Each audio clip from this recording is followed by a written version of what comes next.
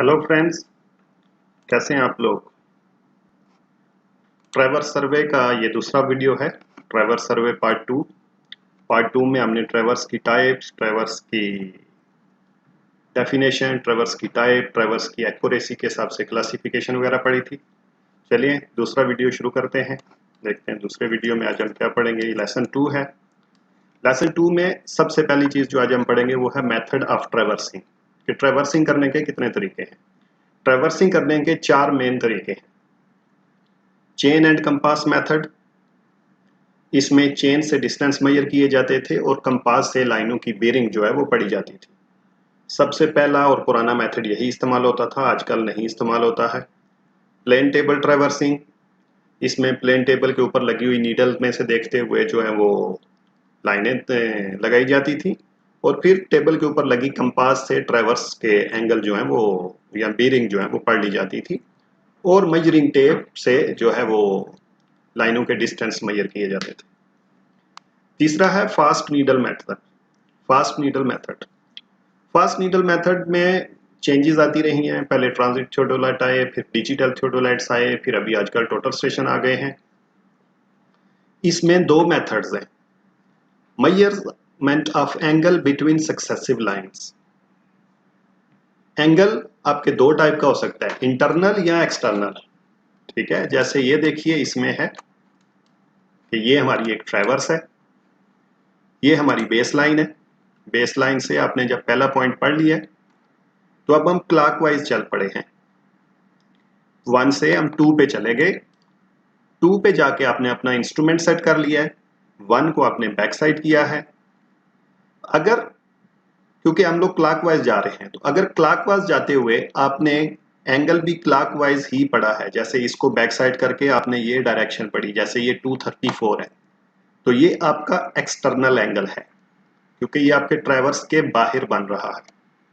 लेकिन अगर आप सेम स्टेशन पे लगा के उसी पॉइंट 1 को बैक साइड करके काउंटर क्लॉकवाइज में जाते हैं, घड़ी की उल्टी सीमत में अगर आप चलते हैं जिससे ये 126, तो ये आपका इंटरनल एंगल है।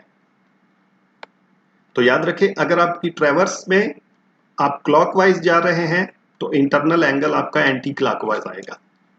दूसरी चीज, अगर आप इसी ट्रैवर्स में काउंटर क्लॉकवाइज डायरेक्शन में जाते हैं, कि हमने पहले 1 से बेस लाइन पढ़ी, बाद में हम पॉइंट नंबर 5 पे आ गए, 1 को हमने बैक साइड किया है, लेते हुए हमने इस तरह, ये देखिए इस तरह, जिस तरह घड़ी की सीमत होती है, क्लॉकवाइज चलते हुए हमने जब इस लाइन के एंगल पढ़ेंगे तो वो हमारा इंटरनल एंगल बनेगा। और अगर काउंटर क्लॉकवाइज पढ़ेंगे, घड़ी की उल्टी सीमत में पढ़ेंगे, तो ये हमारा एक्सटर्नल एंगल बनेगा।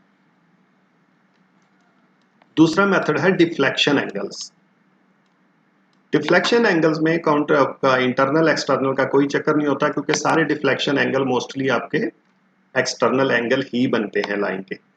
उसमें ये होता है कि जो आपने एक लाइन पढ़ी है, जैसे हमने 1 से ये दूसरा स्टेशन लगाया, इसी लाइन पे आगे एक रेफरेंस लगा लिया जाता है। तो बाद में जब हम स्टेशन 2 पे आएंगे, 1 से हम 2 पे आ गए हैं, अब हम 1 को बैक साइड नहीं करेंगे, बल्कि आगे जो रेफरेंस लगाया हुआ है उसको फोकस करके उससे अपना जो नेक्स्ट लाइन है ये वाली, ये एंगल पढ़ेंगे कि ये कितने डिग्री पे डिफ्लेक्ट हुई है। तो ये है डिफ्लेक्शन एंगल्स। अगर आप काउंटर क्लॉकवाइज जा रहे हैं तो सेम आप इस लाइन को एक्सटेंड करके ये एंगल पढ़ेंगे तो आपका डिफ्लेक्शन एंगल है।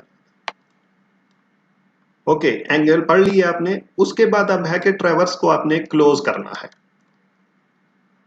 ट्रैवर्स क्लोजिंग या ट्रैवर्स कैलकुलेशन या क्लोजिंग के दो मेथड मोस्टली जो यूज होते हैं, उनमें पहला है कंपास और बोर्डिच मेथड।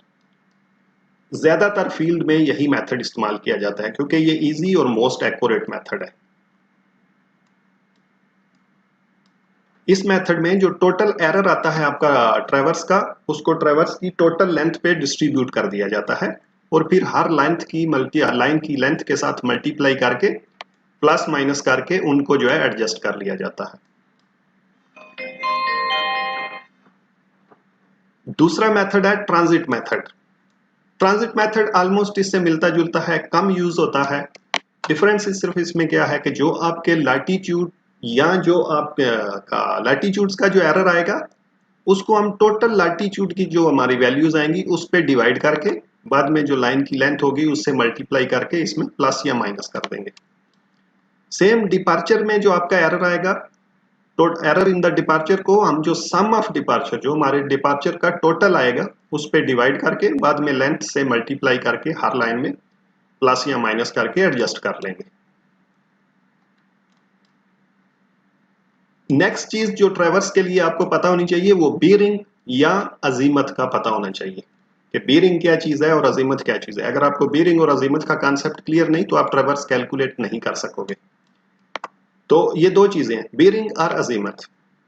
बीरिंग, इसको रिड्यूस्ड बीरिंग भी कहा जाता है और आमतौर पे आरबी लिखा जाता है। इसकी वैल्यू 0 डिग्री से 90 डिग्री के दरमियान होती है और ये अगर फर्स्ट क्वाड्रेंट में हो तो इसके साथ इसकी डायरेक्शन लिखी जाती है। जैसे जो भी वैल्यू आएगी 0 से 90 के दरमियान उसके साथ उसकी वैल्यू लिखी होगी। जैसे ये क्वाड्रेंट है, ये देखिए ये हमारा फर्स्ट क्वाड्रेंट है, इसमें ये लाइन है, अगर इसकी ये बीरिंग हमने पढ़ी है, ये जो 46 डिग्री नजर आ रहा है, अब ये फर्स्ट क्वाड्रेंट में है तो हमने इसको नॉर्थ से शुरू किया और ईस्ट पे आए। तो जब हम ये लिखेंगे 46 डिग्री रिड्यूस्ड बीरिंग तो हम लिखेंगे नॉर्थ ईस्ट डायरेक्शन, ताकि जो पता चले कि ये किस क्वाड्रेंट में है। इसी तरह अगर हम सेकंड क्वाड्रेंट में चले जाएंगे तो फिर हम इसको साउथ पोल से पढ़ेंगे। जैसे ये 38 डिग्री आपको नजर आ रहा है, फिर इसकी जो डायरेक्शन लिखी जाएगी वो लिखी जाएगी साउथ टू ईस्ट, क्योंकि क्या कि आपने साउथ से शुरू किया है और ईस्ट की तरफ आप गए हो, तो ये साउथ ईस्ट आ जाएगा। इसी तरह अगर थर्ड क्वाड्रेंट में आपकी ये लाइन आएगी, क्योंकि आपने साउथ से स्टार्ट किया और वेस्ट की तरफ जा रहे हैं, तो उसके साथ जो डायरेक्शन लिखी जाएगी वो साउथ वेस्ट लिखी जाएगी। फोर्थ में, अगर फोर्थ क्वाड्रेंट में आपकी बीरिंग लाइन आ रही है, क्योंकि आपने नॉर्थ से हमने शुरू किया है और वेस्ट की तरफ जा रहे हैं, तो जो फोर्थ क्वाड्रेंट में लाइन की डायरेक्शन आएगी वो नॉर्थ वेस्ट आएगी। जैसे ये देखें मैंने लिख दिया इधर, फर्स्ट क्वाड्रेंट में north east, second quadrant south east, third quadrant south west, fourth quadrant north west. ये था आपका बीरिंग, रिड्यूस्ड बीरिंग। दूसरी अजीमत। अजीमत को होल सर्कल बीरिंग भी कहा जाता है और आमतौर पर इसे शॉर्ट वर्ड में WCB लिखा जाता है। इसकी वैल्यू जो होती है ये क्योंकि पूरे सर्कल पे पड़ी जाती है और हर बार नॉर्थ डायरेक्शन से ही पड़ी जाती है, तो इसकी वैल्यू 0 से लेके 360 डिग्री तक होती है। अजीमत या होल सर्कल बीरिंग की दो टाइप्स हैं, फोर बीरिंग जिसको FB भी लिखा जाता है और बैक बीरिंग जिसको BB भी लिखा जाता है। फोर बीरिंग और बैक बीरिंग का डिफरेंस हमेशा 180 डिग्री होता है, क्योंकि आपकी जो स्ट्रेट लाइन है उसके अगर आप एक एंड से दूसरे एंड तक वो एंगल मेजर करेंगे तो वो 180 डिग्री बनता है। ठीक है, क्वाड्रेंट ऑलरेडी हमने देख लिया। अब है कि रिड्यूस्ड बीरिंग और होल सर्कल बीरिंग में अगर एक हमारे पास है तो दूसरी को कैलकुलेट किया कैसे जा सके, क्योंकि ये हमको जब हम ट्रेवर्स कैलकुलेट करेंगे, स्पेशली अगर आपने ट्रेवर्स करते हुए कोऑर्डिनेट्स लिए हैं साइड से और कोऑर्डिनेट्स की मदद से जब आपने अपनी बीरिंग्स निकालनी है तो फिर आपको ये कॉन्सेप्ट आना चाहिए। क्यों? कोऑर्डिनेट से आपकी जो बीरिंग निकलेगी वो रिड्यूस्ड बीरिंग होगी और फिर उस रिड्यूस्ड बीरिंग को आपने होल सर्कल बीरिंग में कन्वर्ट करना है। तो फर्स्ट क्वाड्रेंट में दोनों सेम होती हैं, reduced bearing is equal to whole circle bearing. क्यों? दोनों नॉर्थ डायरेक्शन से शुरू होती हैं और सेम लाइन के ऊपर आके खत्म हो जाती हैं। सेकंड क्वाड्रेंट में जो है, जैसे ये आपके सामने देखिए, जो रिड्यूस्ड बीरिंग है, whole circle bearing is equal to 180 degree minus reduced bearing. क्यों? यहां से यहां तक हमको एंगल का पता है कि ये 180 डिग्री है। जैसे देखिए 0 180 और ये 38 हमने मेजर कर लिए। अब हमको चाहिए क्या?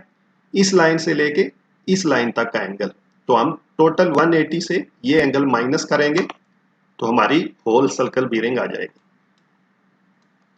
थर्ड क्वाड्रेंट में जो आपकी बीरिंग होती है, होल सर्कल बीरिंग होती है 180 डिग्री प्लस रिड्यूस्ड बीरिंग। जैसे ये हमको पता है कि अगर इधर से हम शुरू करते हैं चलते हुए इस लाइन पे आएंगे तो ये एंगल 270 डिग्री बनेगा। ये पूरा अगर हम यहां से शुरू करके ये जो एंगल है 270 डिग्री आपका बनेगा। और रिड्यूस्ड बीरिंग क्योंकि हमने साउथ पोल से शुरू किया है करके हम इस एंगल तक आ गए हैं। अब हमको चाहिए कि यहां से लेके यहां तक अगर हम पढ़ते हैं तो कितना एंगल बन रहा है। ये एंगल ऑलरेडी हमको पता है कि ये 180 डिग्री है, ये हमने पढ़ लिया है। मतलब 180 ये प्लस करेंगे तो इस लाइन की होल सर्कल बीरिंग या अजीमत है वो हमारे पास आ जाएगी। सेम फोर्थ क्वाड्रेंट में, क्योंकि हमने नॉर्थ से पढ़ा है तो हमको पता है अगर हम 0 से शुरू करके वापस उसी लाइन पे आएंगे तो 360 डिग्री हो जाएगा। अब 360 का हमको पता है, 360 से ये एंगल हमने पढ़ लिया है। हमको चाहिए कि इस लाइन से अगर ऐसा चलते हुए हम इस लाइन तक आते हैं तो ये एंगल कितना है, तो हम 360 से ये माइनस कर देंगे तो हमारे पास ये एंगल बाकी बच जाएगा। तो ये था कि एक बेरिंग से दूसरी बेरिंग कैसे मालूम की जाती है। नेक्स्ट चीज, जब आपने बेरिंग्स भी कर ली उसके बाद आ जाता है आपकी कैलकुलेशंस, जो आपकी ट्रैवर्स में अपने वैल्यूज निकालनी है। कैलकुलेशन करने के लिए अगर आपने ईस्टिंग या डिपार्चर कैलकुलेट करना है तो उसके लिए होता है कि साइन ऑफ थीटा, थीटा अगर आपका जो बेरिंग है, multiply by length plus minus जो हमारी फर्स्ट ईस्टिंग होगी। इसी तरह नॉर्थिंग, जिसको लैटिट्यूड भी कहा जाता है, उसके लिए जो फार्मूला है वो है cos of bearing multiply by length plus minus first northing.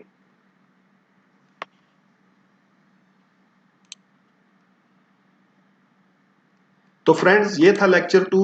Lecture 3 में हम बाकायदा ट्रैवर्स कैलकुलेट करनी शुरू करेंगे। मैंने एक ट्रैवर्स की हुई है जिसके मेरे पास इंटरनल एंगल पड़े हुए हैं।